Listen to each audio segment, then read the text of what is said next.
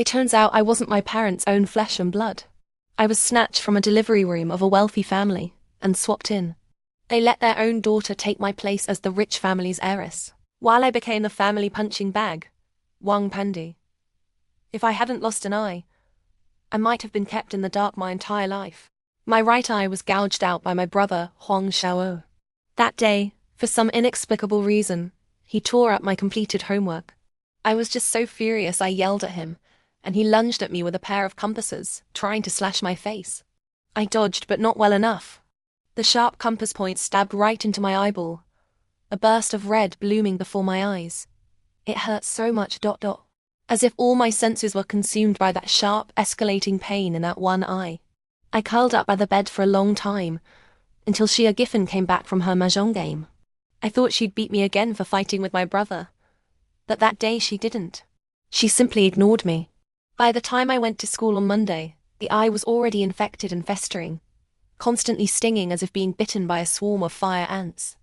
It was only when the teacher couldn't bear to watch anymore and called my parents that Xia Giffen, cursing and grumbling, finally took me to see a doctor. At the hospital, the moment she heard the doctor say the debridement surgery would cost 20,000, she immediately took me back home. Bloody debtor, who told you to provoke him? A bit of injury like this, rinsing with saline solution will do, she said impatiently. My eye grew worse day by day, unbearably painful, swollen and bloodshot, making me look like a monster. Don't be afraid. It will be treated. We'll raise the medical fees through a school donation drive. Shendu comforted me. He had just stayed up all night helping me prepare the fundraising materials. The morning light slanted through the window onto his handsome profile. He looked even brighter than the dawn. When that gentle gaze fell on my eye, the pain seemed momentarily healed. Shendu always kept his word. He mobilized the teachers and students to donate, and we really managed to raise 20,000. My eye could have been saved. The money was already handed over to the hospital. I waited hopefully for the doctor to schedule the surgery, never expecting hope to shatter in such a humiliating way. You quacks, you're scamming money. An eye infection costing 20,000? I'm reporting you. I don't know how Xia Giffen found out about it, but she went to the hospital and made a huge scene, rolling on the floor. She plopped herself down in the hospital lobby, insisting on getting a refund. Without parental consent, let's see who dares to operate on her. Finally, the hospital, unable to handle her commotion, gave in and refunded the money. Then she promptly and generously went to a music shop and bought her precious son, Wang Xiaowu, a full drum kit. Every single day, when Huang Xiaowu sat there smugly, banging away and creating a racket, I wished I could grab his head and bang it against those drums, over and over until his skull cracked and shattered. It was then that I confirmed I wasn't her biological child. At night, the eye hurt so much I couldn't sleep. I wanted to sneak some ice from the fridge to soothe it. Just as I passed by her bedroom door, I heard my sister, Wang Xiaojiao, talking about me. I was the one who told you the school raised money for her, so you could get 20,000 for free. How come you only bought things for Huang Xiaodu? Wang Xiaojiao complained to her. Hearing that made my blood boil. How could she be so shameless? You're the older sister. You should at least give in to your younger brother a bit. Besides, haven't I bought you whatever you wanted? I don't care.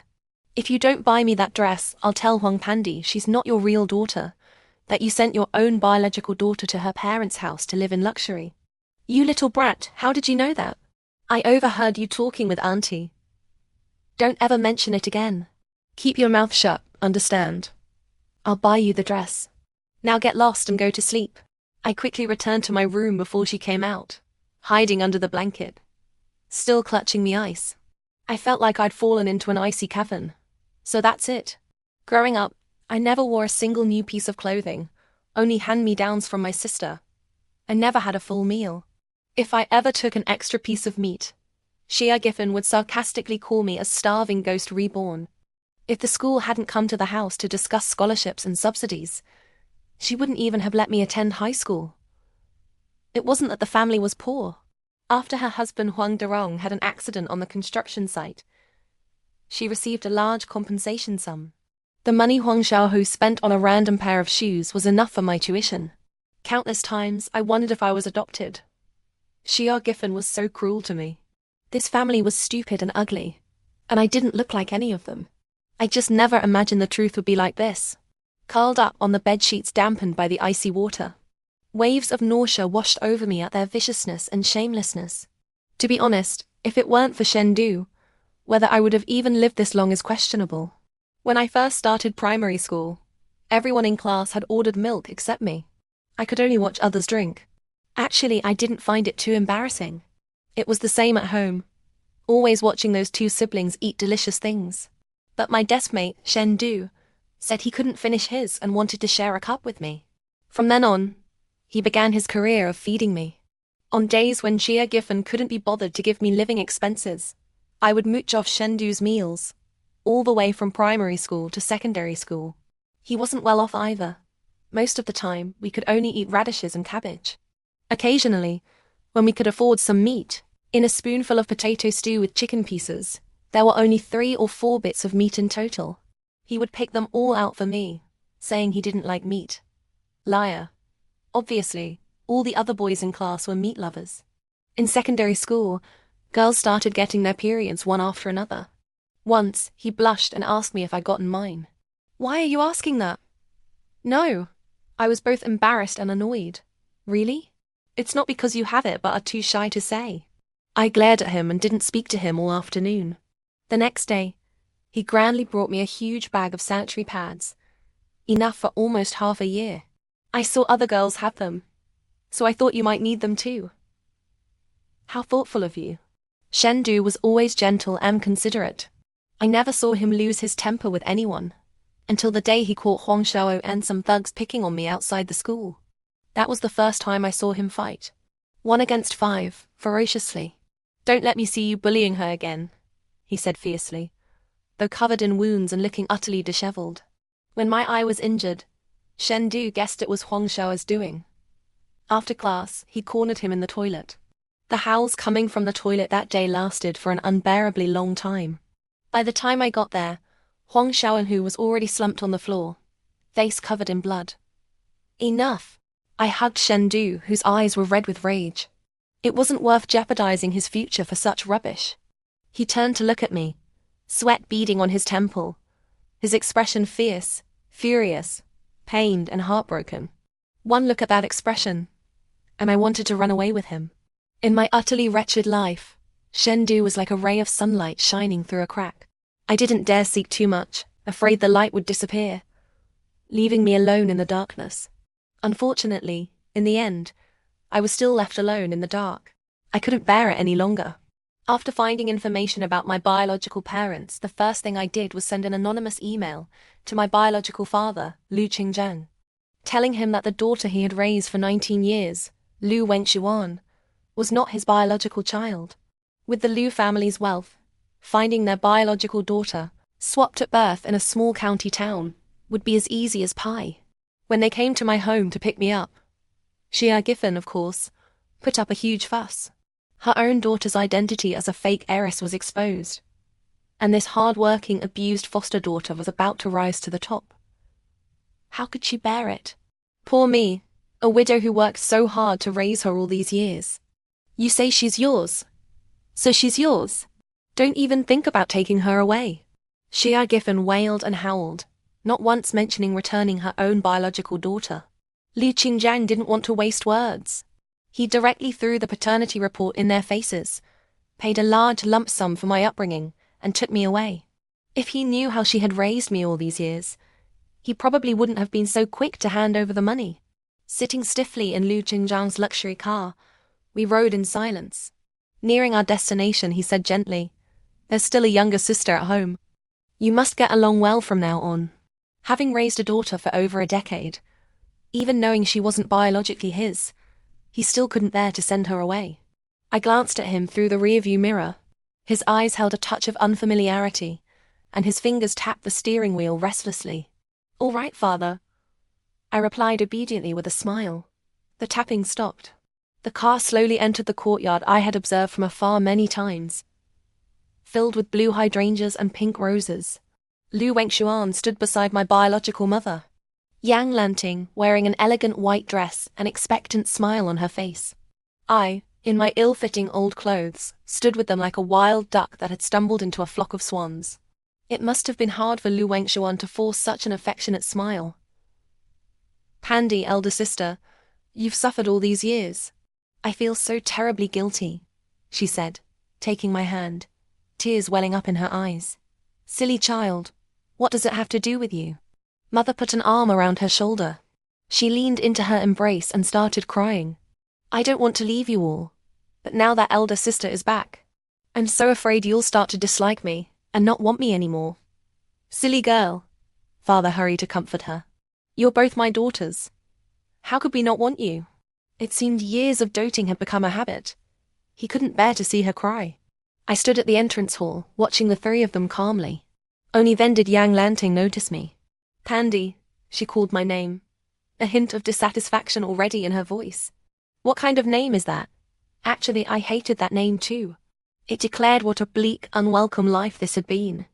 We'll change her name when we transfer her household registration, Lu Qingjiang consoled her. Come inside now. Yang Lanting beckoned me. She was straightforward. Still unfamiliar with me, she couldn't muster much warmth. Your sister and I picked out some clothes for you. See if you like them. Thank you, Mum, I said timidly.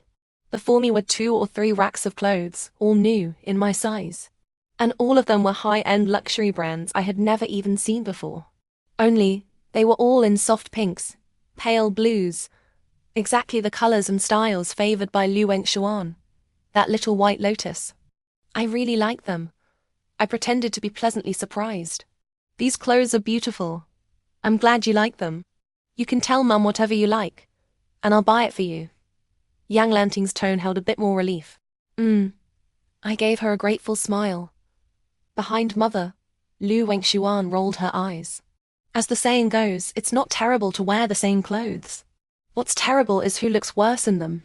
When I came out after a shower, wearing the new clothes, Lu Wengshuan's face indeed looked awkward.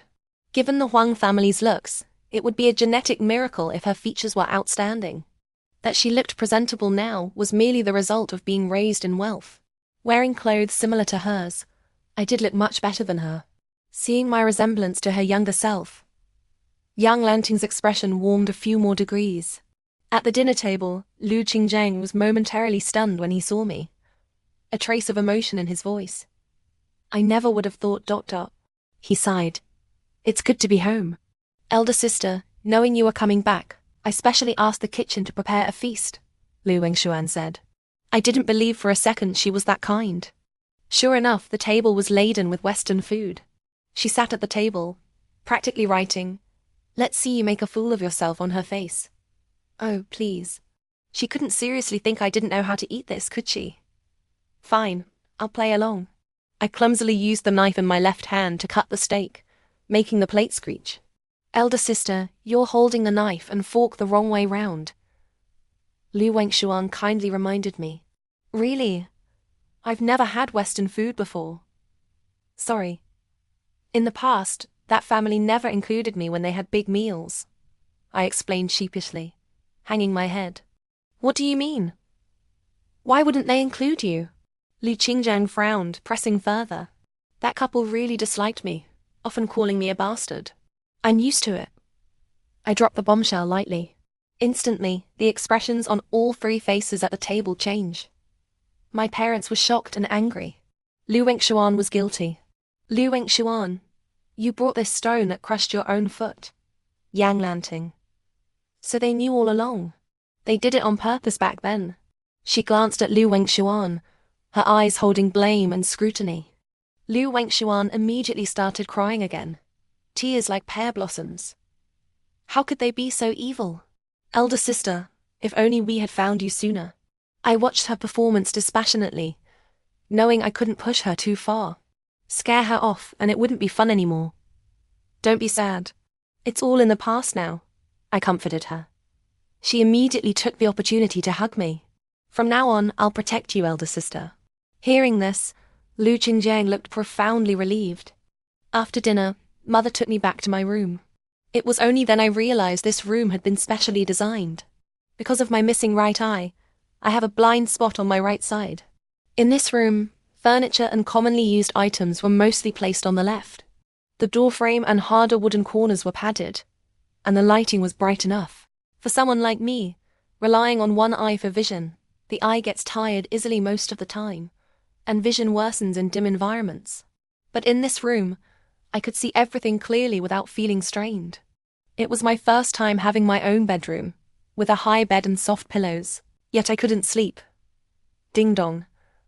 A message from my former benefactor, Joe Nunchin. How did it feel going home today? Thanks to you, quite all right, I replied politely. Joe Nunchin was an odd one. I've always thought so. I first met him at the nightclub. After my late shift, I was squatting outside the club entrance, eating a bowl of egg-fried thin noodles. It was my only meal of the day, and I was devouring it with a ravenous intensity. What's your name? A pair of gleaming leather shoes stopped in front of me. I was too hungry to bother. Don't be rude. Young Master Joe is asking you a question.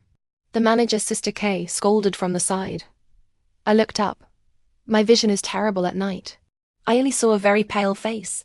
He bent down, his face leaning closer, a playful smile on his lips. His cool fingertips brushed away a bit of green onion stuck to the corner of my mouth. Joe Nanchin said slowly, "Just seeing you gives me an appetite." He even swallowed. My hair stood on end. What kind of contemporary Hannibal Lecter was this? Interested in following me? He asked again. I shook my head like a rattledrum, but he didn't press the matter. It wasn't until later, when I ran into difficulties and sought him out, staying with him for a while, that I understood what he meant by following. I became his exclusive mukbang streamer, his appetite-enhancing tool. He had a mild form of anorexia.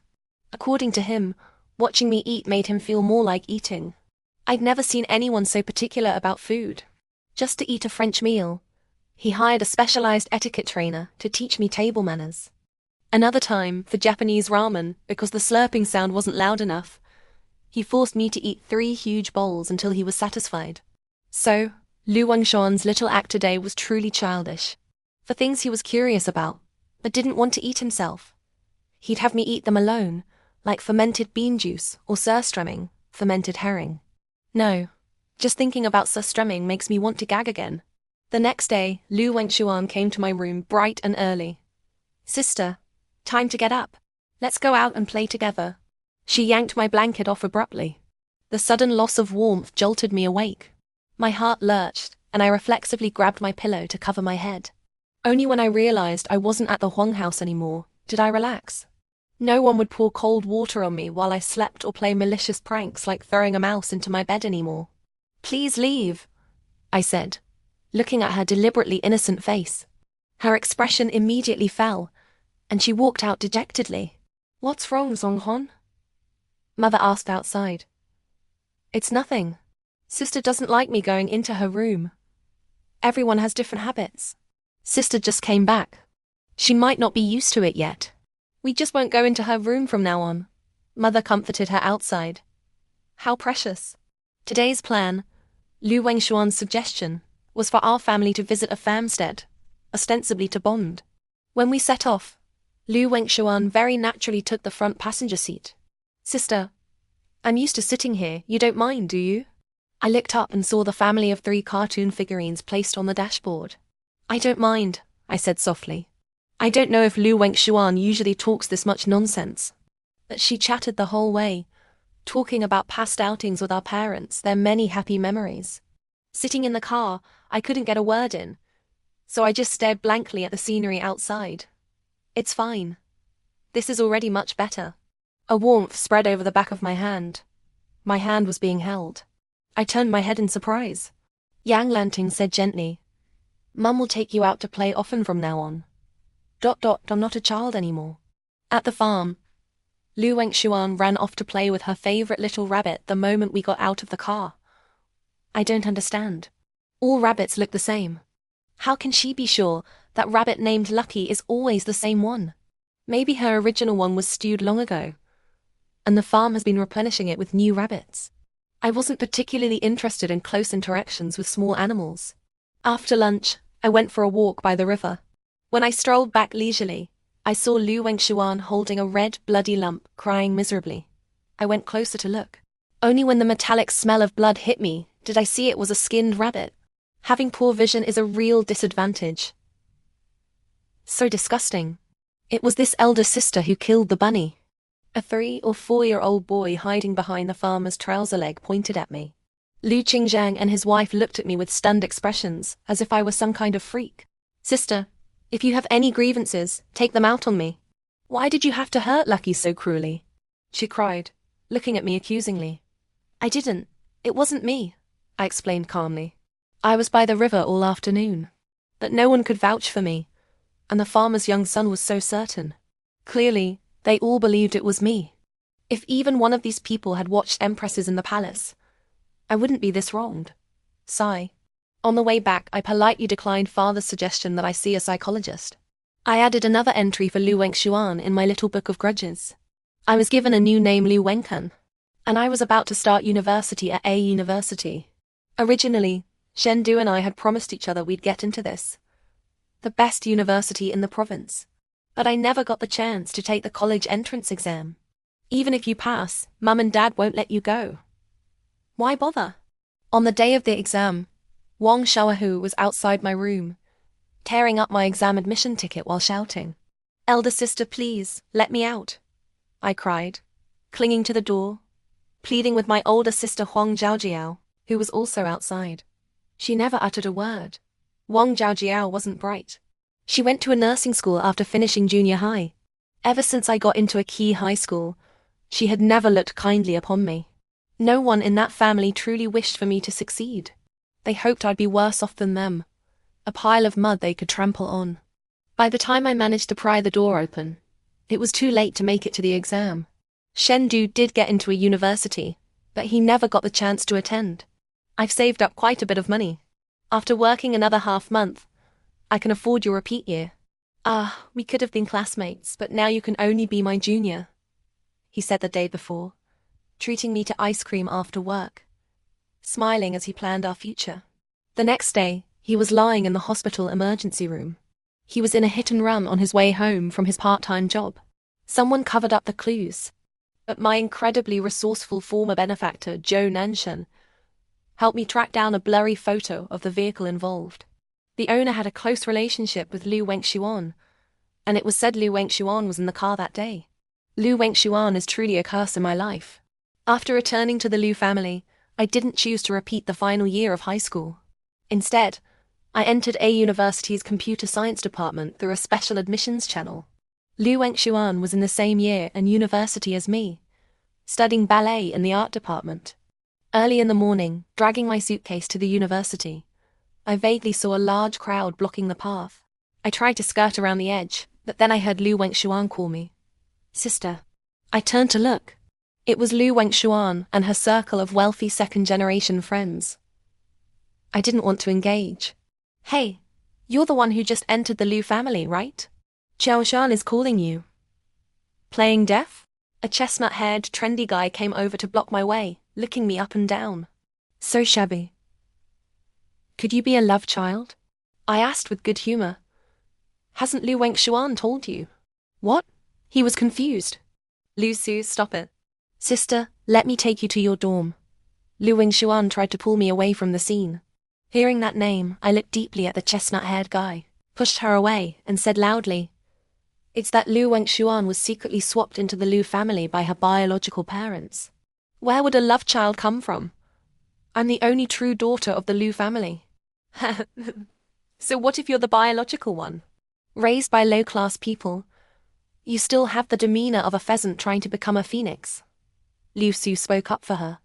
How can you insult Lu Wengshuan's parents like that? If her parents are low class, what does that make her? A wild pheasant pretending to be a phoenix? Lu Wengshuan let out a sob, sounding utterly wronged.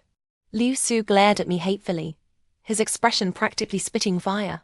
Lu Wengshuan has a boyfriend, but he's overseas. Liu Su, this lapdog, is really putting in the effort.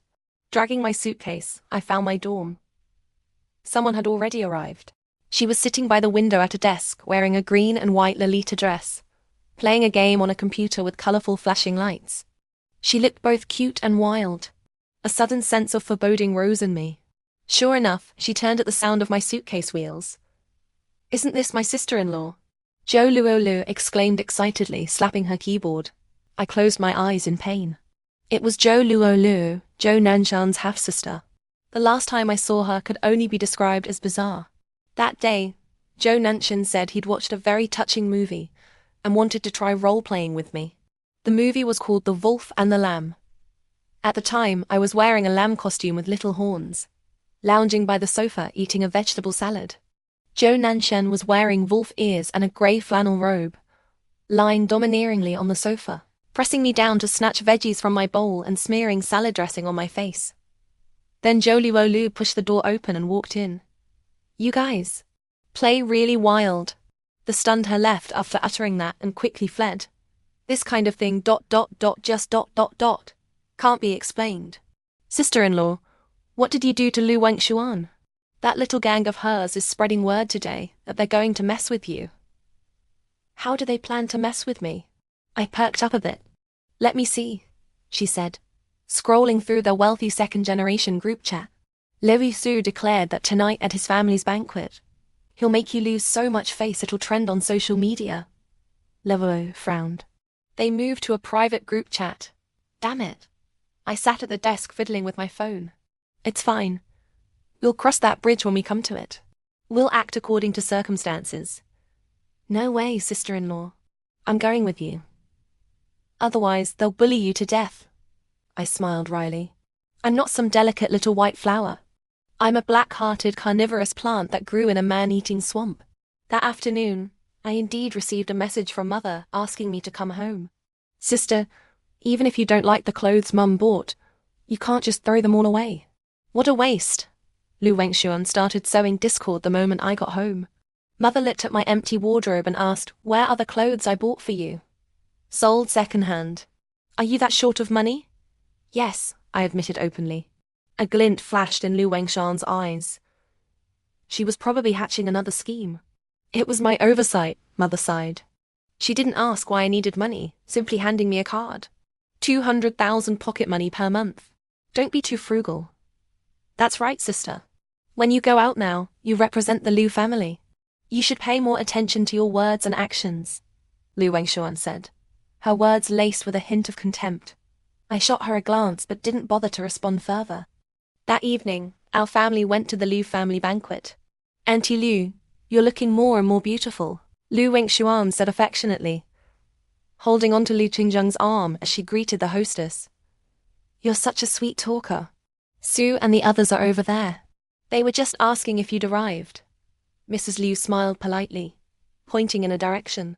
A group of young men and women were gathered there, all regulars in Lu Wengshuan's circle.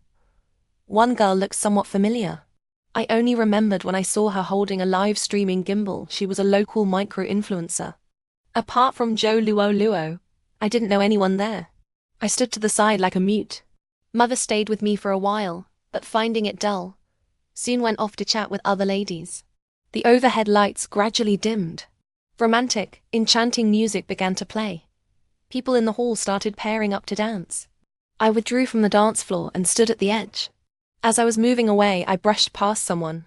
Since my eyesight worsened, my other senses have become sharper.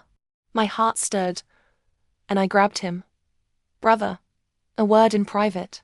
After several dances, the hall brightened again. Then Liu Su walked over to the band, took the microphone and said, "Sorry to interrupt everyone.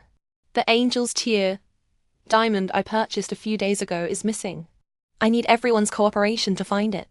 Mrs. Liu was taken aback by this and hurried over to inquire. Someone said they saw Lu Wentan acting suspiciously alone during the dance.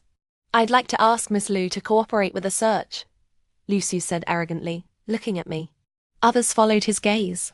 I saw the micro-influencer also point her camera in this direction, probably live streaming. "What do you mean? Anyone who doesn't dance gets accused of being a thief. The threshold for being a guest at your house is really high." Zhou Luo spoke up righteously. "I'm just raising a suspicion. If Miss Liu is truly upright, then a search shouldn't be a problem, right?" At this point, Mother came to my side, asking with some concern, "Wenkan, what's going on? You ... You lost something." Why aren't you calling the police? I ignored her and directly asked Liu Su. What? He was stunned. In a society governed by law, when you have a problem, you call the police. As I spoke, I dialed 110 and, under everyone's watchful eyes, reported the situation to the police. She actually dares to call the police. She's putting on quite a calm act. Raised in a poor place after all. Can't change those sticky fingers. Squinting, listening to the hushed whispers, my parents' expressions grew ugly. Lu Wengshuan clung to my arm and said, I believe sister isn't like that. Even if she took the diamond, it must have been out of curiosity, wanting to look at it. She definitely didn't mean to steal it. I rolled my eyes. Zhou Luolu directly pried her off me. Did you see her take it with your own eyes, or what? Your sisterly affection is more cutting than glass shards. A live stream turning into a wealthy family showdown. The viewer count was probably skyrocketing. The micro-influencer's face was flushed with excitement. The police response was efficient.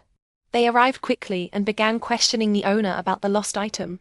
The box containing that diamond is coated with fluorescent powder inside and out for anti-theft purposes, Liu Su said.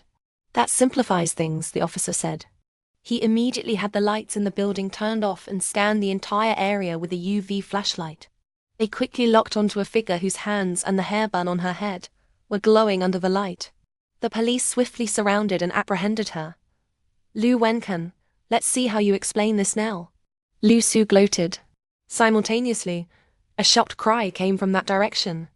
What are you doing grabbing me? You've got the wrong person. The lights came back on. Everyone saw Lu Wengshuan already being held by the police, looking frail and innocent. The police directly pulled a pigeon egg-sized pink diamond from her French-style princess bun.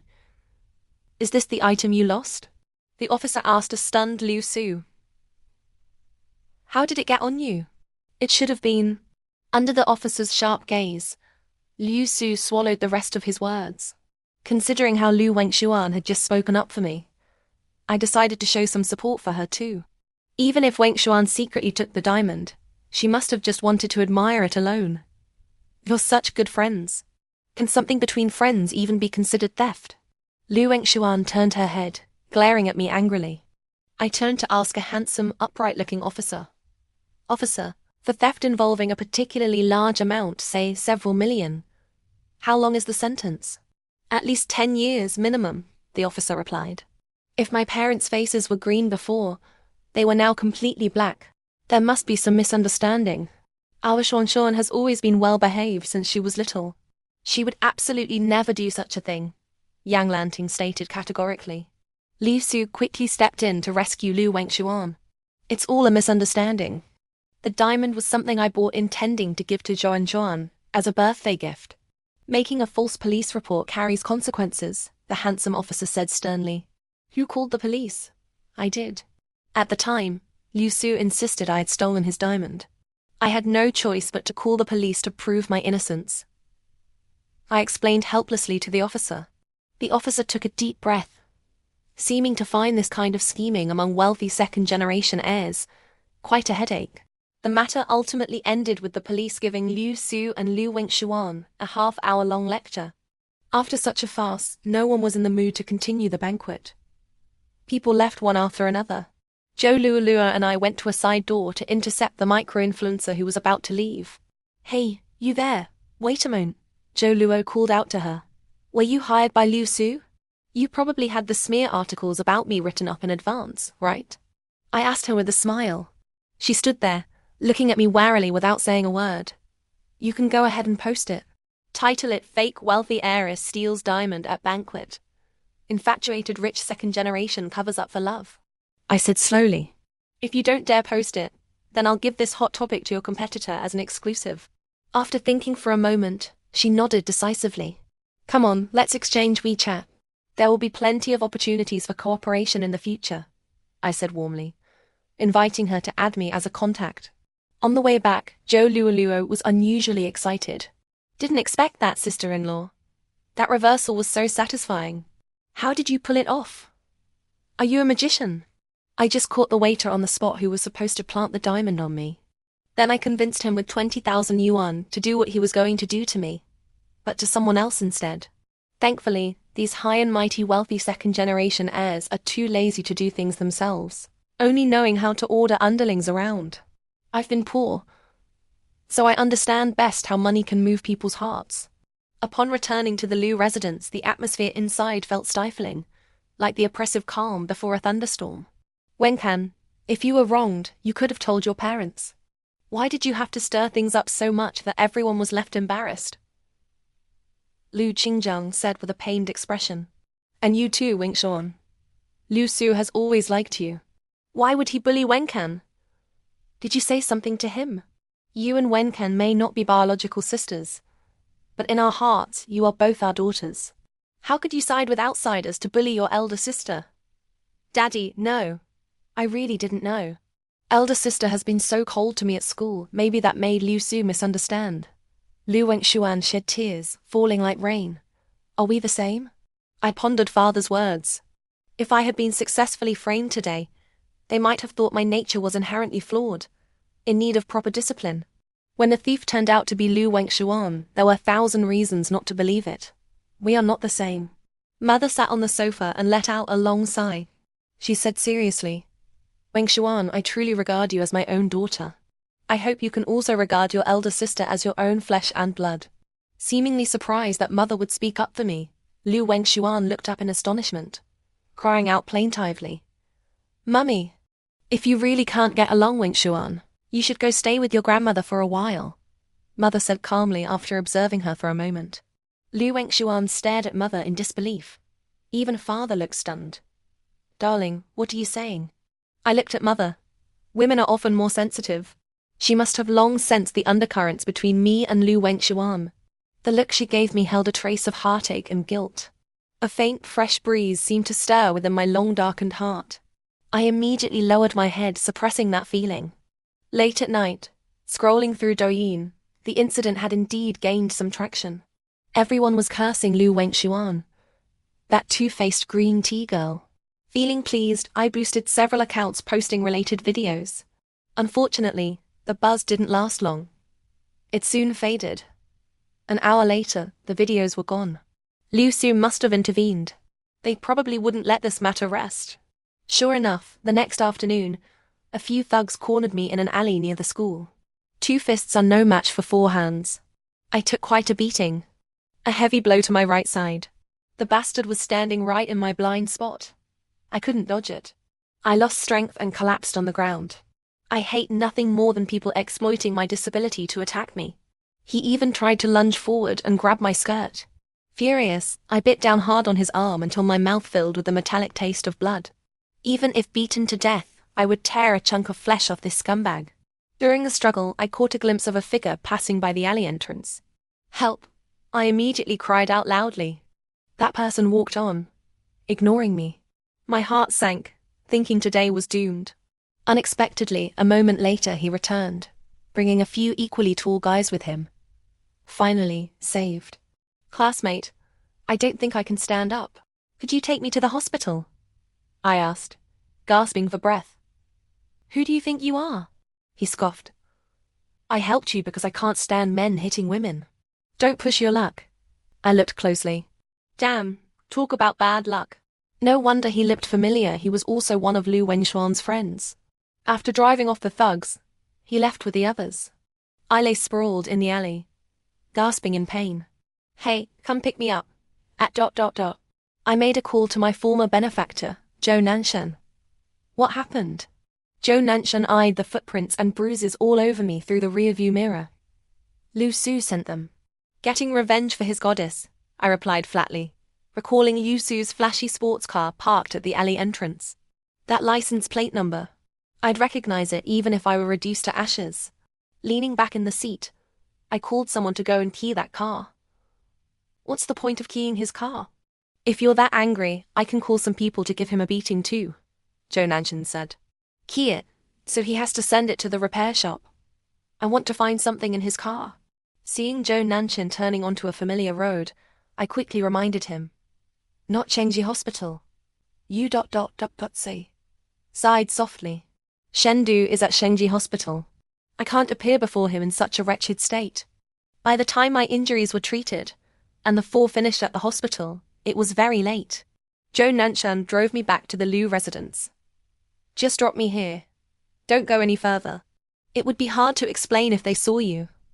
I told him to stop the car outside and walked in alone. But I never expected Liu Su had prepared a double surprise for me. As soon as I entered, I saw a stack of photos conspicuously spread on the coffee table. They were paparazzi shots of me and Zhou Nanshan entering and leaving various entertainment venues. Zhou Nanshan, a notorious playboy in City A known for his wild ways. If these photos made it to the gossip magazines, the editors could blushingly write tens of thousands of words of sugar daddy literature. Both Lu Qingzhang and Yang Lanting are refined people. They sat on the sofa, their eyes trying hard to avoid the pile of photos as if they could jump up and bite. I lowered my head to examine them closely. In the photos, Zhou Nanshan looked rakishly charming, and I appeared vividly alive. The paparazzi had some photographic skills. How could you be so shameless? The moment he saw me, the anger Lu Qingzhang had been storing finally burst its dam. He slammed the table so hard it shook. If this gets out, our Liu family will become a laughingstock. Wenkan, do you have some hardship you're facing? Tell Mum and Dad, okay? Mum knows you're not that kind of frivolous girl. Mother's eyes were full of disbelief and worry. Noticing my bruises, she gasped. What happened to these injuries? Who did this to you? She hurried to my side, examining my wounds. I'm fine. They're just superficial, I reassured her softly. Daddy, don't be angry. Sister didn't know any better before. Now that she's with our family and isn't short of money anymore, she won't do those kinds of things again.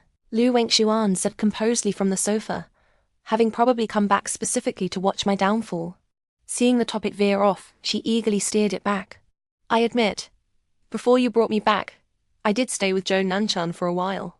But it's over now, I stated frankly, mentally bracing for the storm. I didn't plan to explain much.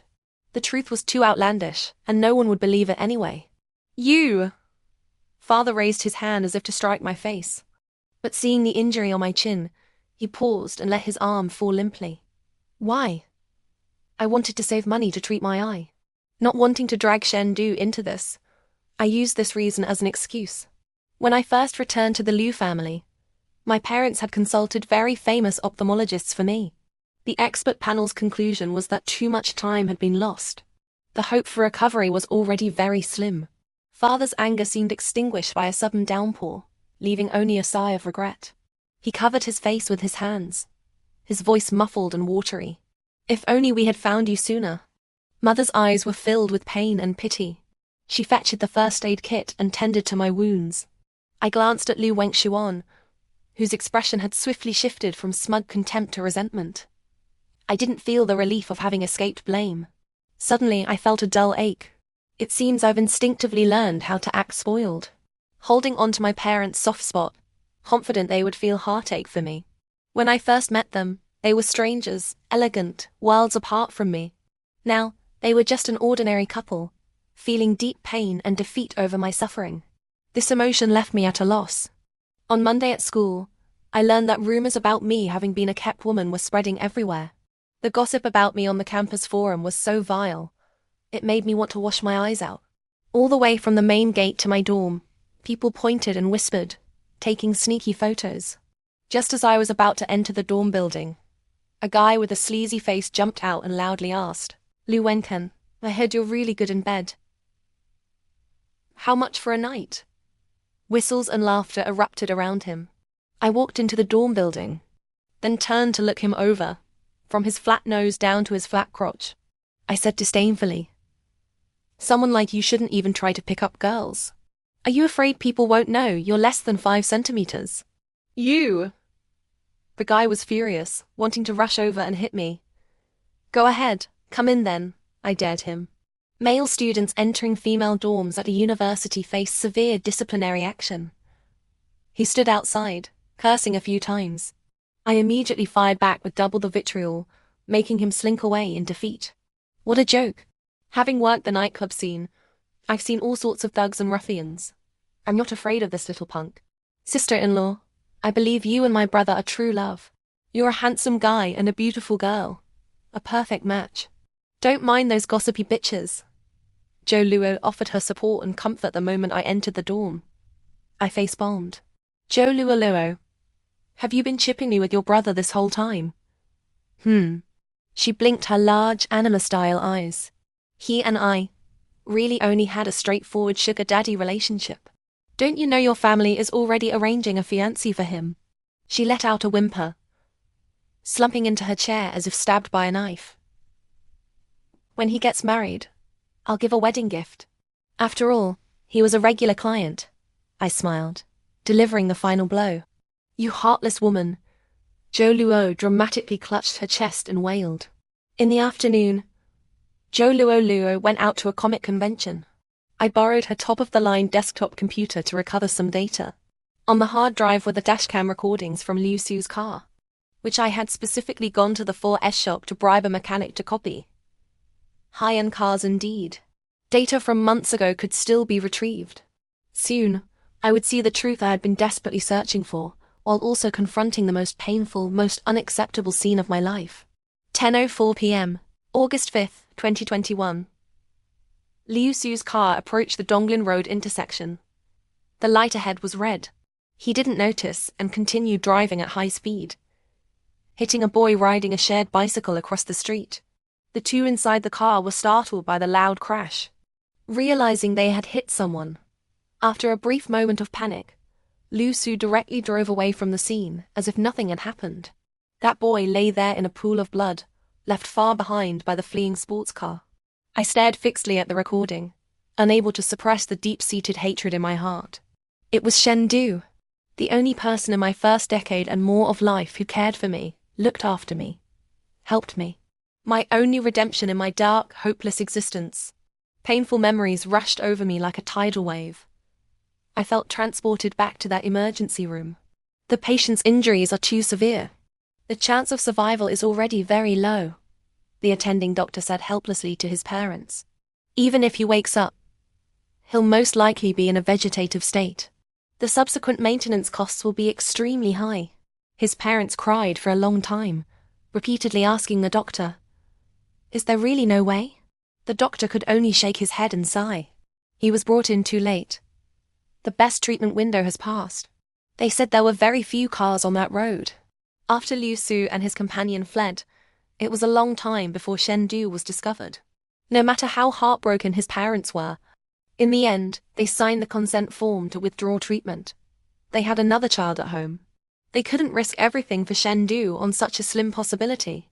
I begged them not to give up, but it was useless. His mother slapped me, tears in her eyes, and angrily cursed. "It's easy for you to talk. Aren't you the jinx who caused this for him?" I understood their difficulties. They had a younger son to raise. But what about Shen Du? What about me?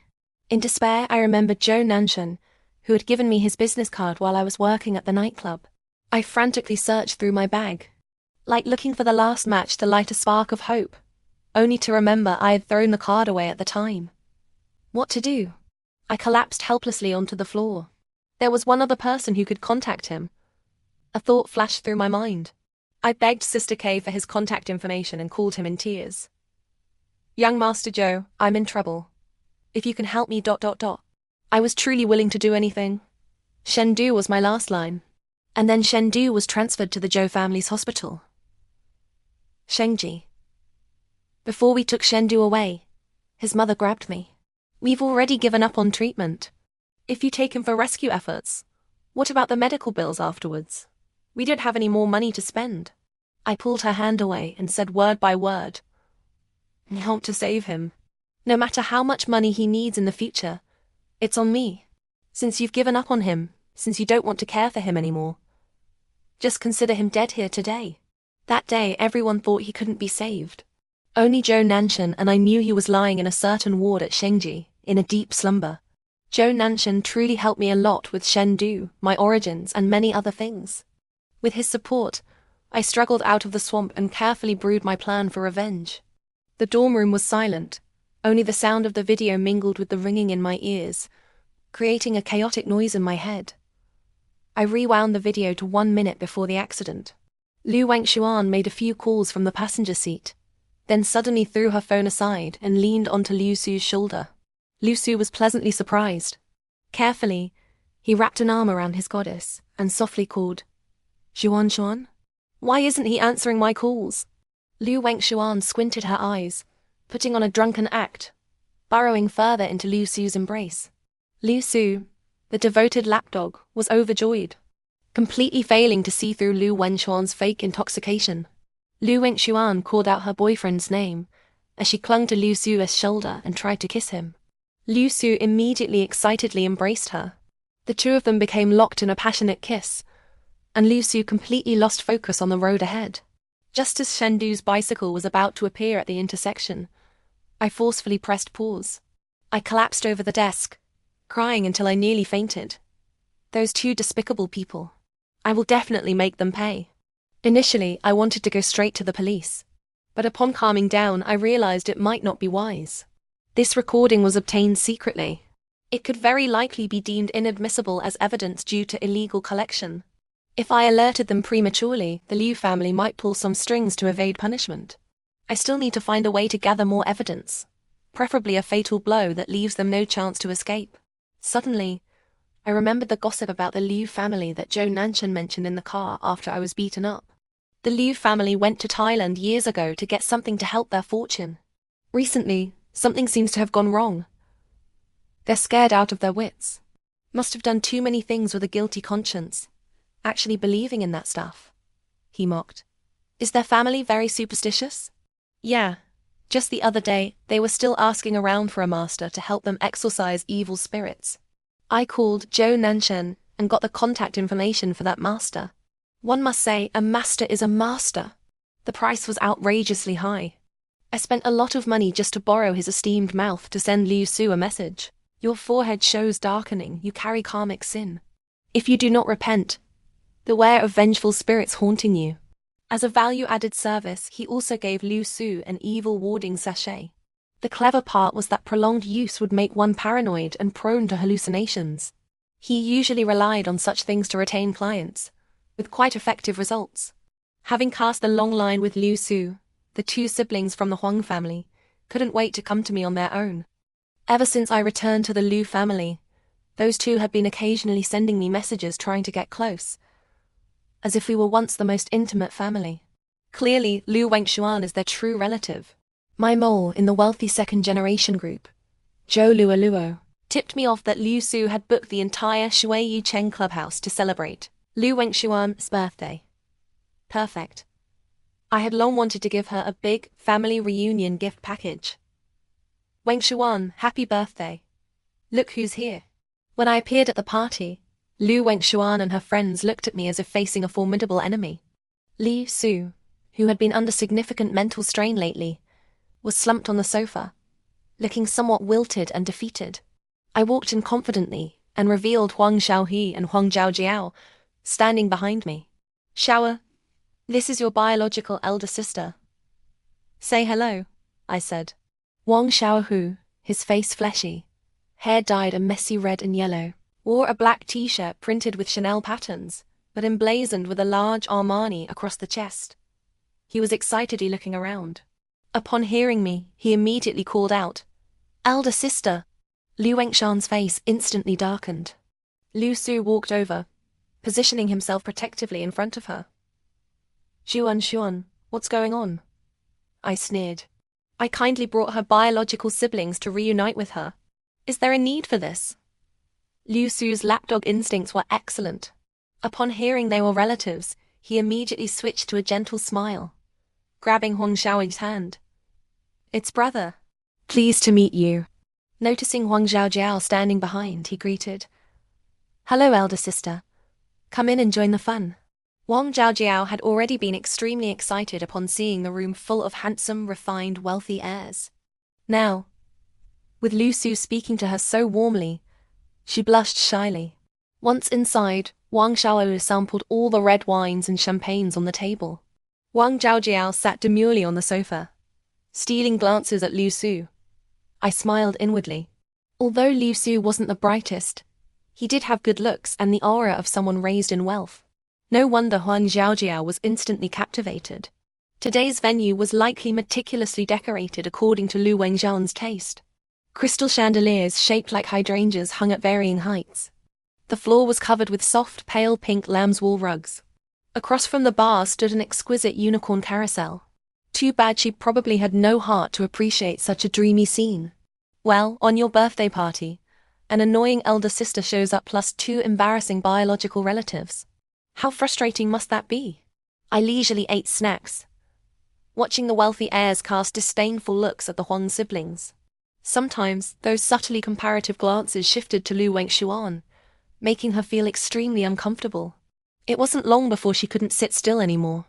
She coquettishly told Liu Su she couldn't handle more alcohol and wanted to go home. Liu Su immediately supported her as they headed out. I looked at Wang Zhaojiao and said, "How about giving them a ride back as well?" Wang Zhaojiao immediately stood up, dragging along Huang Xiaohu, who was engrossed in sipping champagne. "It's not on the way," Lu Wengxuan said coldly. "Oh, but it is. The hotel I booked for them is near home," I explained with a smile. "Then let's all go. My car can't fit everyone." "Lu Wenken, you take a taxi back," Lu Su said, leaning against his Maserati, not hiding his hostility towards me. "Fine. See you later." I bid them farewell politely at the entrance. Wang Zhaojiao watched as Lu Wengxuan, in her splendid princess dress, was attentively ushered into the passenger seat by Liu Su. She couldn't hide the jealousy in her eyes. Noticing this, I glanced between Wang Zhaojiao and Lu Wengxuan and said, "Looking closely, you two sisters really do look alike." Hearing this, Wang Zhaojiao's face broke into a very pleased smile. Having lived with them for over a decade, I truly understood the base nature of these two siblings. Wang Zhaojiao was intensely jealous. Wang Xiaohui was reckless and extravagant. So when I arranged for the micro-influencer to approach Huang Xiaohu, he didn't have a shred of suspicion or guard. Well, his adoptive sister and biological sister were both Liu family heiresses. He considered himself half a Liu family young master. Having a micro-influencer adore him seemed only natural. He was completely fooled, spending his days lurking in her live streams showering gifts, holding her little hand shopping and swiping cards at night. His life couldn't be more satisfying. Of course, he had no money. The money was lent by me. Sometimes he'd resort to online loans, convinced someone would always bail him out. Sure enough, while I was having afternoon tea with Huang Zhaojiao, I received his call. "Sister, my loan is due. Can you help me repay it?" I put down my coffee, pretending helplessness. After all, I just entered the Liu family. How much money could I have? Ask your biological sister, Lu Wengxuan. She's been the Liu family's precious daughter for 20 years. A little pocket money from her would be more than enough for you. But Lu Wengxuan ignores me. All right. I know she and Liu Su are going to Camellia Mountain Villa tonight. Try asking Liu Su. He likes your sister so much. He'll definitely help you with this small amount. I had long found out about Liu Su's itinerary.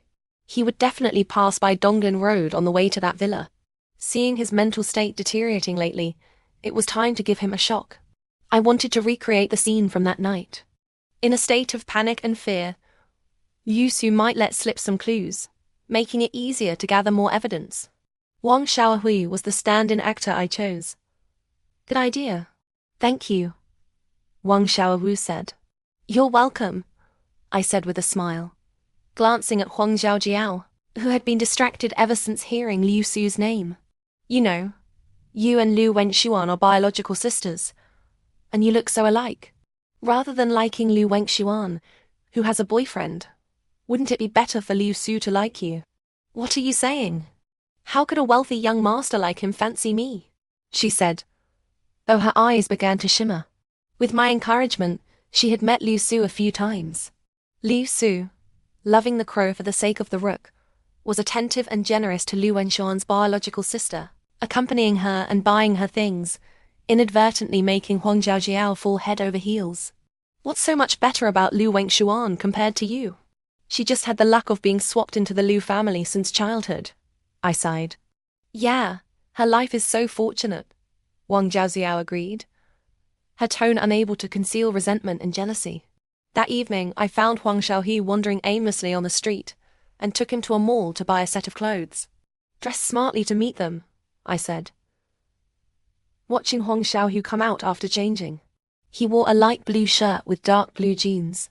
Honestly, such clean colors were wasted on him, but I still paid for it, because this outfit looked exactly like what Shen Du was wearing when he was hit. Thanks, sis. Making you spend again, Wang Xiaohu said shamelessly. No big expense. After all, you have an important role to play today. Of course, you need a costume. I mocked inwardly. Driving near the Donglin Road intersection, night had fallen. The suburban roads were sparse with traffic. I opened the window to feel the cool evening breeze. Suddenly my phone rang. Hello? What? Okay. I'll be right back. Pretending to be in a hurry, I had the driver stop the car. I said to Wang Xiaohu, I have something urgent. I'll drop you here, Lu Wengshuan, and then we'll drive by here later. When you see them, go up and stop them. TCH, he sounded impatient. But looking up at my family's driver, he restrained himself and said cooperatively, All right, you go attend to your matters. He got out and sat on a bench by the roadside. Returning home, I turned on the computer. The display screen was playing a real-time video feed from inside Liu Su's car. When I had copied the dashcam footage earlier, I had been extra careful and installed a remote monitoring program in the car's central console. With a light click of the mouse, I opened an audio file. Help me ... you've caused me so much misery. A mournful, eerie, weeping sound began. It felt creepy even through the screen, let alone the immersive, surround sound effect inside the car. Hearing the noise, Lu Wengshuan tensed up, clutching Liu Su's shoulder tightly, trembling as she said, Do you hear something? I hear it. Liu Su's voice trembled. Could it be ... Don't think nonsense. There's no such thing in this world. Though he said this, Liu Su's pale face proved he was badly frightened. That person you hit back then. Lu Wengshuan cautiously broached the subject. What happened to him in the end? They mentioned it. I quickly turned up the volume, listening intently to their conversation. Don't know. Uncle Zhong handled it. He said the person probably died. Uncle Zhong? I noted down this lead. On the monitor, Lu Wengshuan looked terrified, her face ashen as she tightly gripped the seatbelt in front of her. The car gradually approached the Donglin Road intersection. The familiar scene clearly made Liu Su tense and uneasy. Suddenly, a familiar figure by the roadside rushed into his field of vision. Blue shirt. Dark blue jeans. Ah! Lu Wengshuan screamed. Is it ... him? Lu Wengshuan's voice was tearful. Don't mind it.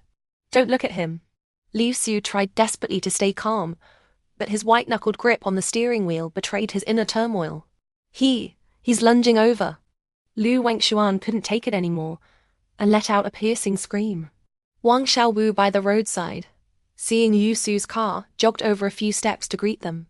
It seemed I wouldn't get more information from the surveillance today. I was about to close my laptop when, unexpectedly, Liu Su did something astonishing. I dared to hit you once, I dare to hit you again. Don't think you can scare me. He snarled with a vicious expression and slammed his foot on the accelerator. Bang!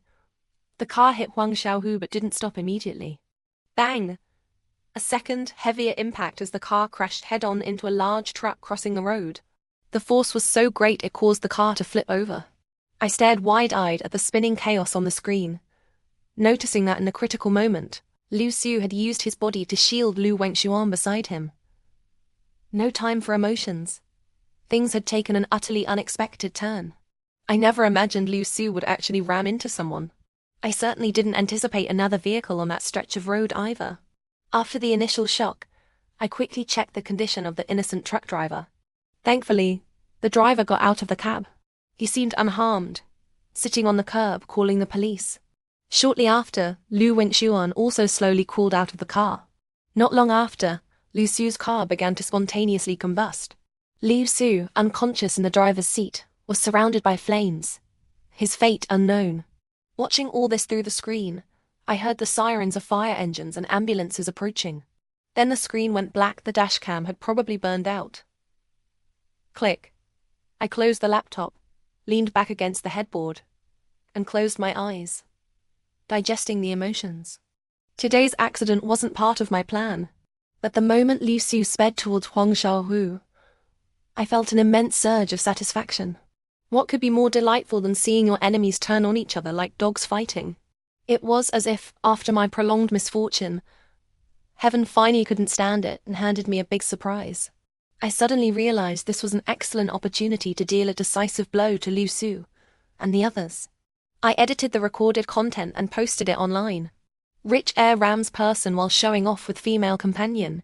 Karma strikes fast. After buying sufficient traffic, I hired online trolls to guide netizens into digging deeper.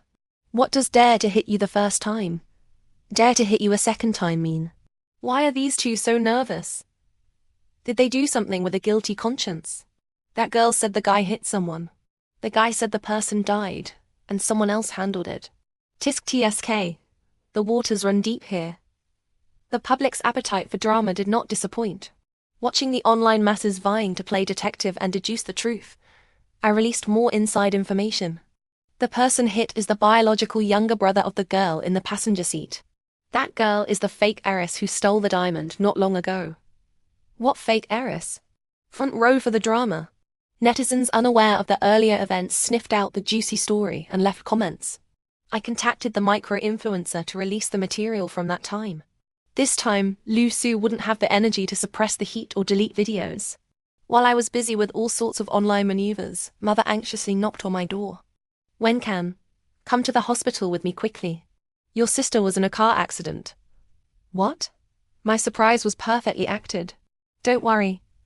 I'll go with you right away. I accompanied my frantic mother to the car. Upon arriving at the hospital, she immediately went to find Lu Wengshuan's ward. Are you Lu Wengshuan's family? Yes.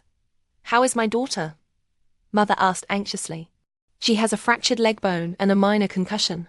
No major danger, the nurse reassured her. Outside the operating room, the Liu family was also waiting. Mrs. Liu's makeup was streaked with tears. The patient has severe burns and cerebral hemorrhage. His condition is currently critical, the doctor said, handing the critical condition notice to the family for signing. Mr. Liu grabbed the doctor's shoulders. Please, you must save my son. Money is no object. Seeing Mother and me arrive, Mrs. Liu shot us a resentful glare. Just then, Lu Wengshuan was wheeled out of the emergency room by a nurse. Mrs. Liu lunged over like a mother leopard and slapped Lu Wengshuan's head to the side. You bitch! If it weren't for you insisting on going to the suburbs for fun, could my son have ended up like this? The nurses nearby hurriedly intervened. I also shielded Mother to prevent accidental injury. You managed to crawl out yourself, leaving my son alone in the car. Usually, you string him along.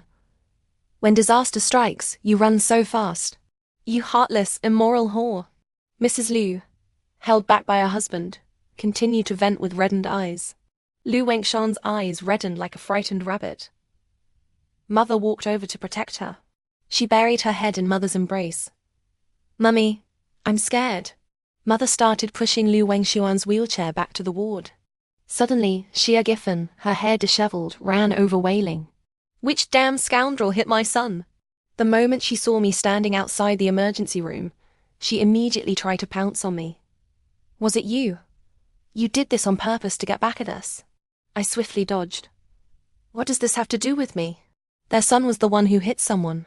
Your biological daughter was also in the car. Ask her. I grabbed Lu Wengshuan's wheelchair, placing it between Xia Giffen and me.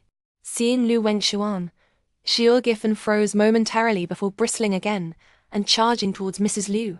You hit someone. You have to take responsibility. My son is still in critical care, and my daughter's leg is crippled. You have to be held accountable. She acted like a shrew, trying to fight Mrs. Liu, but was stopped by the Liu family's driver and assistants. The operating room light went off. The doctor came out. Mrs. Liu hurriedly asked, Doctor, how is my son? He's not out of danger yet. He will require extensive skin grafts later. Mrs. Liu slumped onto a bench. Serves you right. Who told your son to drive so fast and hit someone? Xia Giffen blurted out. If my son doesn't recover, your son won't either. Mrs. Liu flared up. What is your son compared to mine? How dare you even compare? Mother, witnessing the farce before her, couldn't bear it any longer. She pushed Lu Wengshuan's wheelchair and pulled me away from the scene. In the ward, I watched coldly as Mother bustled around attending to Lu Wengshuan. I hid in the stairwell to check on the fermentation of public opinion online. Netizens were now demanding the truth, calling for the perpetrator to be brought to justice. Many were tagging the police to investigate. To fan the flames further, I endured the heartache and released the dashcam footage from the day Chengdu was hit. Rich heir hit and run half a year ago. Cause intimacy with fake heiress in car. The drama-hungry masses flocked. Some even compiled materials, spontaneously creating mind maps and PPTs to explain the chain of events to everyone. You did well this time, Zhou Nanshan called. The online momentum of public opinion developed even more fiercely than I expected. Did you help push it along? Can. The weather's getting cold. It's time for the Liu Group to go bankrupt. He chuckled lightly. Speak plainly. Well, the Liu family counts as a competitor of ours. Since they're in trouble, it wouldn't be right if I didn't take advantage and kick them while they re-down. This time, Liu Su shouldn't be able to escape punishment, right? I asked calmly. Don't worry. He can't run. The police have already started collecting evidence based on the clues you posted online. The Liu family is temporarily too busy to hinder the investigation. Finally, I felt a sense of clearing the clouds and seeing the blue sky. After the call, I on the way went to the first floor to check on Huang Xiaowu. He was awake, but seemed to have lost his mind. No matter what Xia Giffen said to him, he only drooled and mumbled, Sister, lend me money. Xia Giffen's eyes turned fierce the moment she saw me. He keeps calling sister. Did you do this to him? He's not calling me. He's calling Lu Wengshuan, I said, glancing at Huang Zhujiao sitting by the hospital bed. Ask Zhou Jiao. That day, he wanted to borrow money from Lu Wengshuan, but Lu Wengshuan couldn't be bothered with him. Wang Zhaojiao hastily nodded in agreement. Xia Giffen slapped her thigh and wailed. Such retribution. She charged off to find Lu Wengshuan's ward. Afraid she might not find it, I kindly led the way. Why did I give birth to an ungrateful wretch like you? Xia Giffen barged into the room like a fighting rooster, pointing at Lu Wengshuan's nose and cursing. I switched you into a wealthy family, so you could live in luxury and have a good life. What's the big deal if your brother wanted to borrow a little money from you? You just watched your brother get hit. You have no conscience. Mother's face instantly darkened. Miss Xia, please leave. Why should I leave? This is my biological daughter. Can't I even scold her? If your brother ends up a fool, you'll have to take care of him for life. I'm telling you. She pointed at Lu Wengshuan. Leaning against the doorframe, I watched Lu Wengshuan cower in a wretched state in her bed. I really wanted to hand her a phone so she could experience the cursing skills of the righteous netizens. Then she shouldn't just be cowering in bed. She should be so ashamed she'd want to dig a hole and bury herself.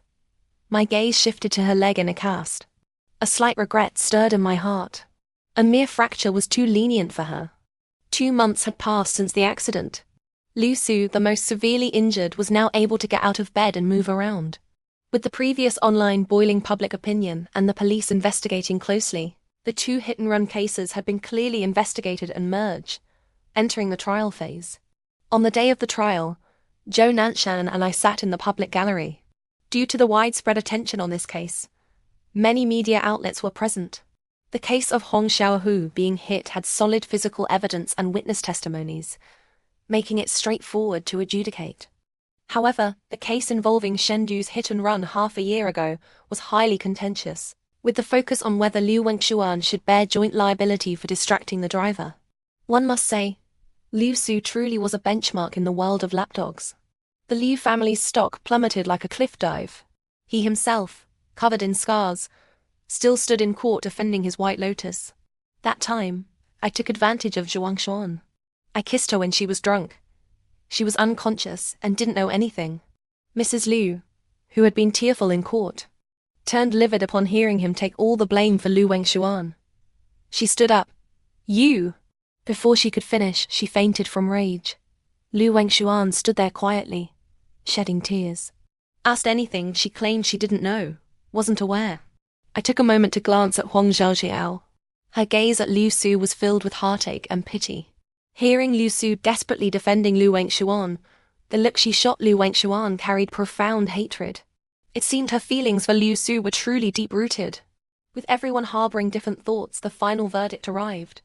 Liu Su, for hit and run and intentional injury with aggravating circumstances, was sentenced to 7 years in prison. Lu Wengshuan was exempt from criminal punishment, only liable for civil compensation. I sighed. How does Lu Wengshuan get so lucky every time? Why does she, the instigator who brought disaster and harm to others, always manage to maintain an innocent posture? Compared to the favored White Lotus, Xia Gaifen's days were far more difficult. To pay for Wang Xiaoyu's medical treatment, she even sold their house. Only to discover when debt collectors came knocking that Huang Xiaoyu had spent millions on online influencers, accumulating a mountain of debt. With interest piling up, it had become an amount they could never repay. She was now renting a basement in City A with the Huang siblings.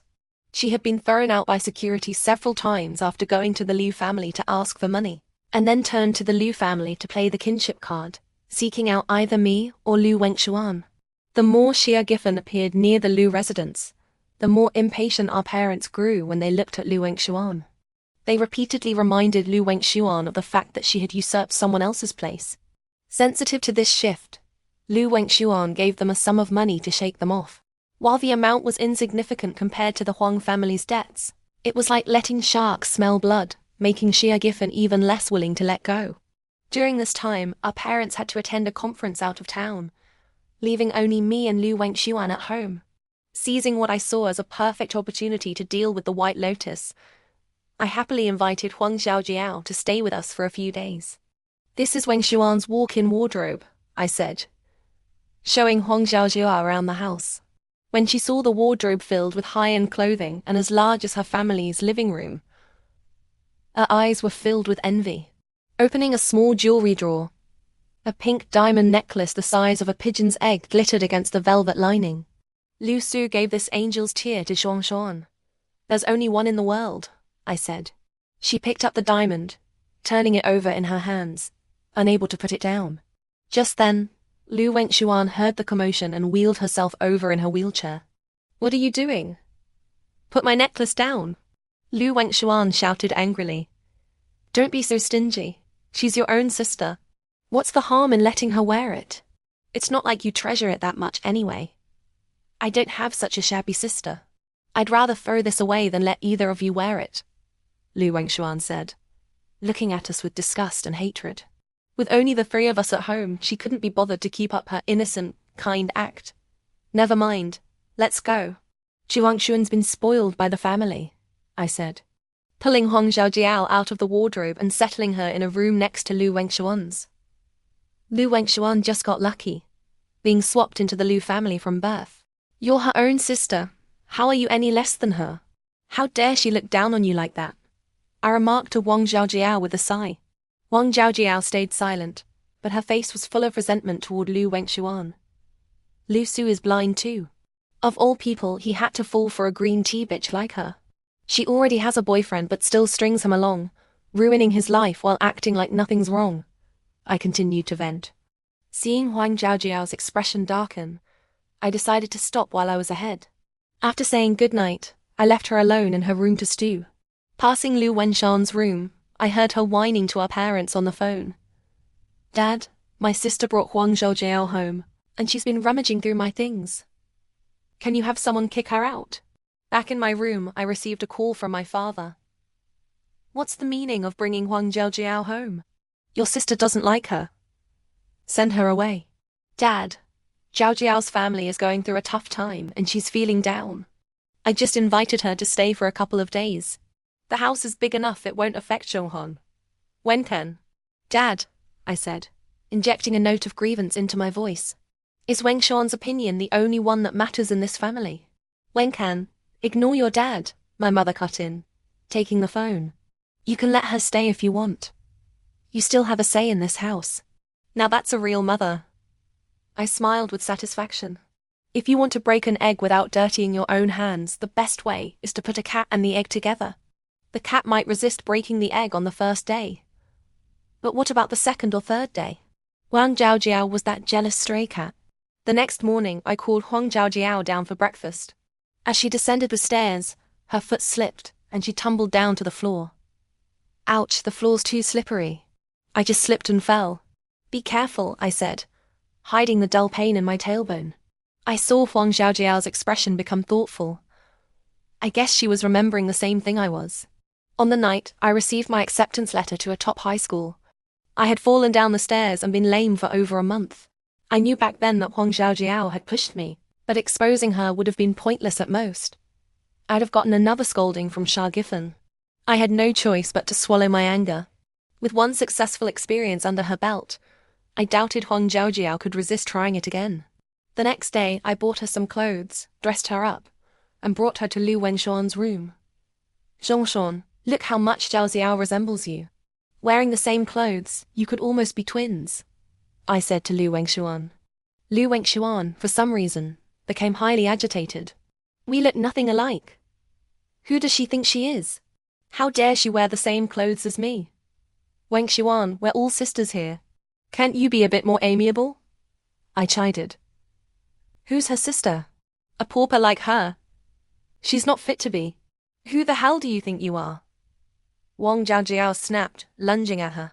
I grabbed her just in time. Don't hit her. Her leg hasn't healed yet. Healed? She still thinks she'll recover.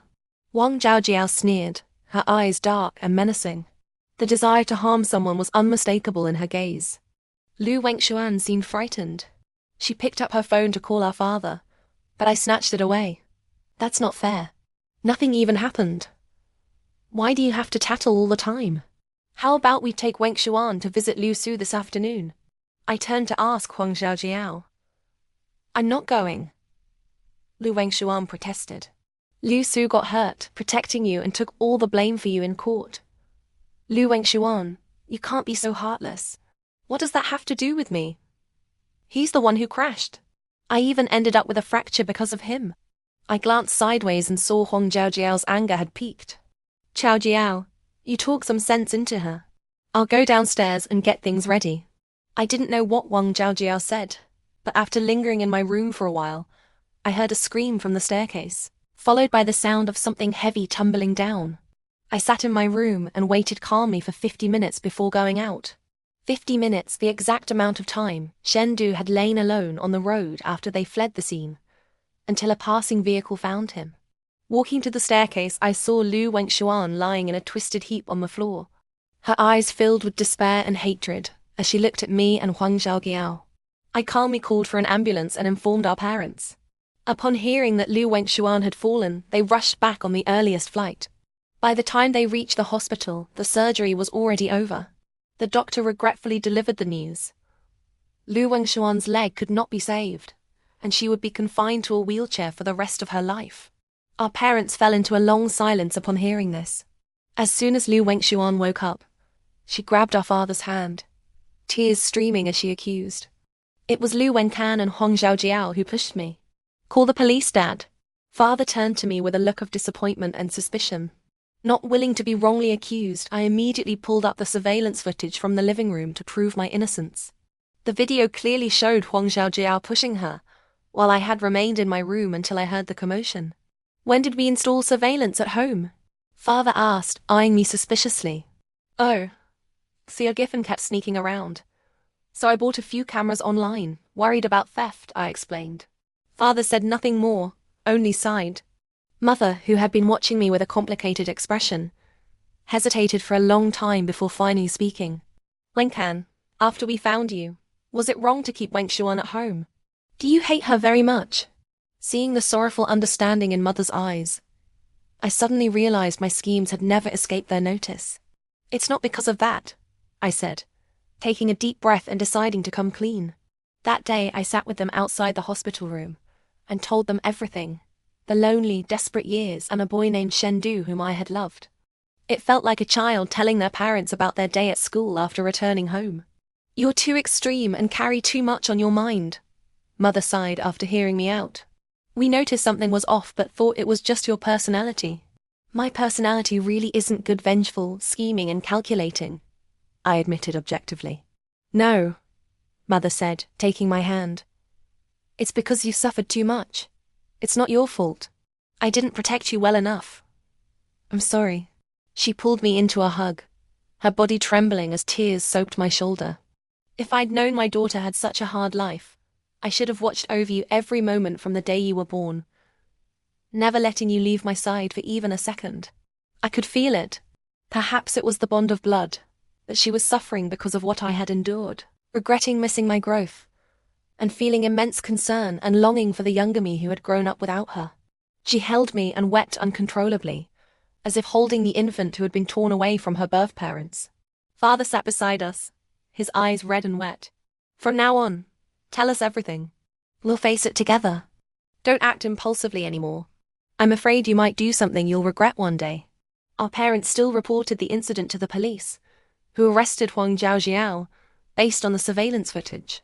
When she was taken away, she was still wearing the angel's tear necklace. The pink diamond sparkled in the sunlight like a bizarre, shimmering net, ensnaring a soul consumed by vanity and jealousy. She lit past the police and saw me, momentarily stunned, as if she had just understood something.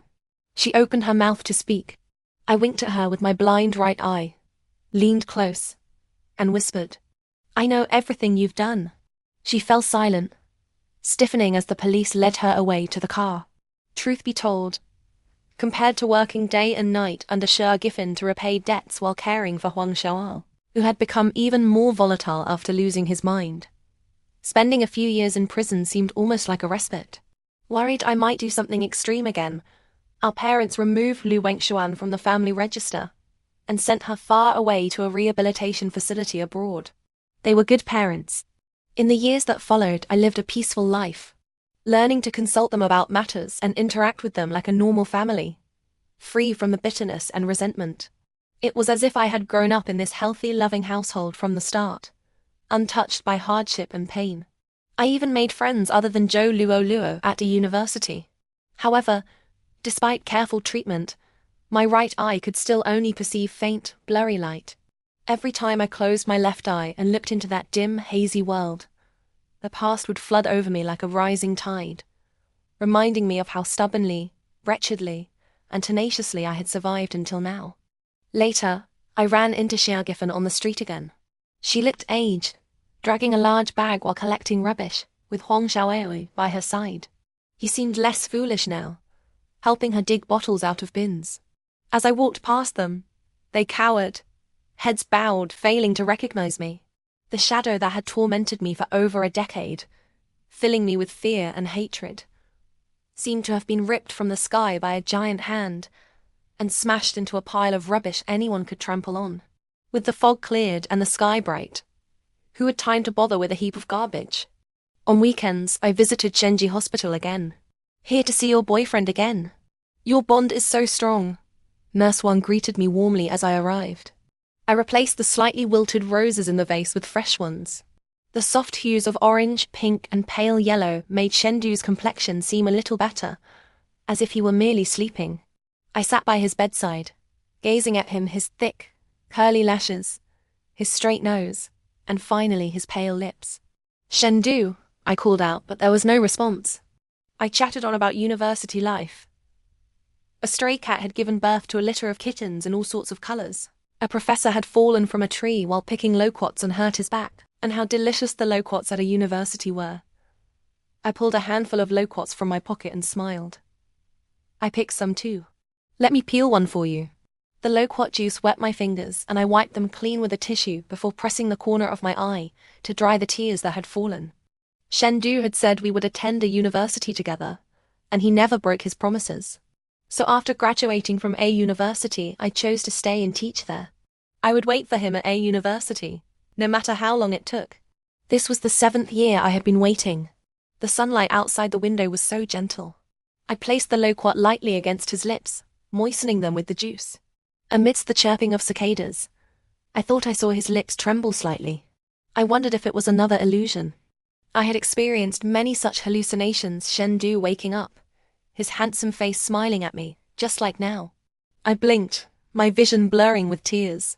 The cycle of hope and disappointment felt like drowning. I wiped my eyes and took a deep breath. Shendu's face now wore a look of concern. "Oh, he's awake.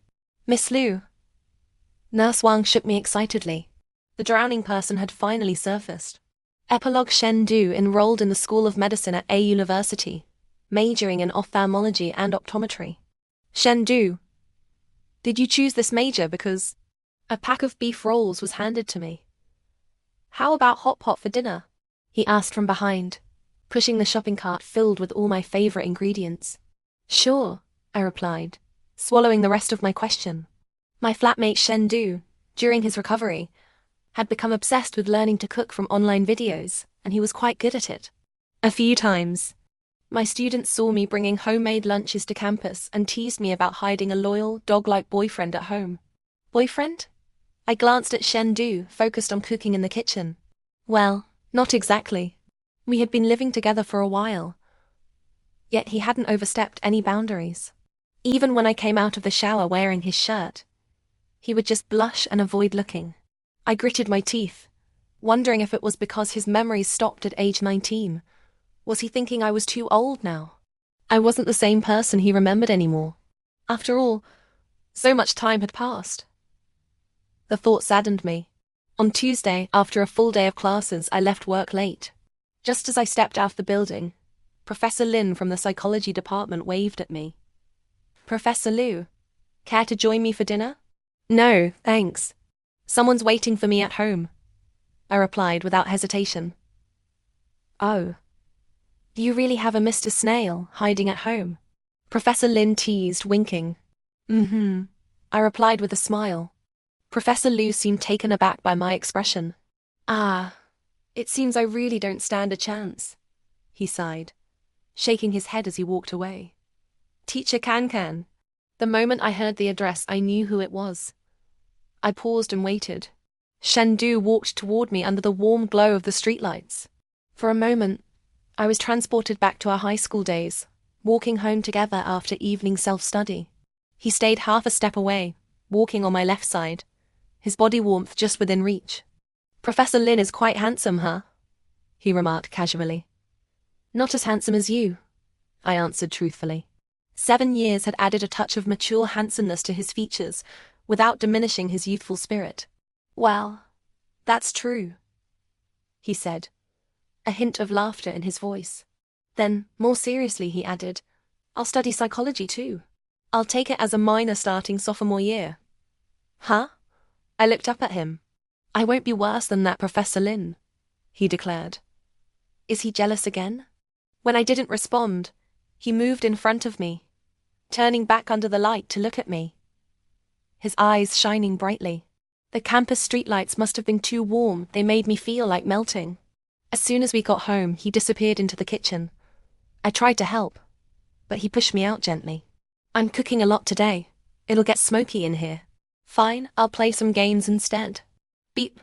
An email notification popped up on the screen. My clumsy fingers accidentally clicked it open, instead of using my skill. "My sister is that kind of scheming, venomous woman. You'd better stay away from her, unless you want to end up dead without knowing how." My heart skipped a beat. The email was addressed to me, but the words clearly weren't meant for me. Liu Wengshuan, having a hard time abroad, kept spamming my inbox, sometimes raging at me, sometimes begging for forgiveness, like a complete lunatic. I had stopped reading them long ago. I opened the mailbox, my expression darkening as I skimmed through the exchange between her and Shendu from that day. "Who are you? Why are you insulting Can? You're not Lu Wencan? What's your relationship with her?" In her emails, she spared no effort in exposing my dark side to Shendu, painting me as a wicked, cruel, and cunning woman. It seemed she had too much free time. I contacted the rehabilitation facility to cut off her internet access and asked them to keep her busier with more tasks each day. Can? Shendu emerged from the kitchen. I smiled at him, though the warmth didn't reach my eyes. "What's wrong? You look like you're about to cry," he said, coming over to hug me. He was still warm from the kitchen, and then he glanced down and saw the email. Flustered, he explained, I didn't mean to read your emails. This person was saying terrible things about you. I just wanted to understand. Some of what she said isn't wrong. In fact, I might be even worse than she thinks, I said, meeting his gaze. I was never a good person to begin with. He looked at me steadily, as if time had frozen into a sheet of glass separating us. I could hardly breathe. That's good, he said softly. If you're a little bad, no one will dare to bully you. Crack the glass shattered. An air rushed in. You never talk about these years. I've always been afraid you suffered when I wasn't there to see, he continued. What if I'm the one bullying others? Then they probably deserved it, he replied without hesitation. I smiled, genuinely this time. He leaned down, encircling me in his arms. Back then, you asked if I chose my major because of you. Yes, he said firmly. I did. I want to heal your wounds here. He kissed my right eye, and a butterfly seemed to flutter in my heart. And here, he kissed above my heart. Suddenly, a swarm of butterflies took flight within me. Will you give me a chance? He asked, looking at me with nervous anticipation.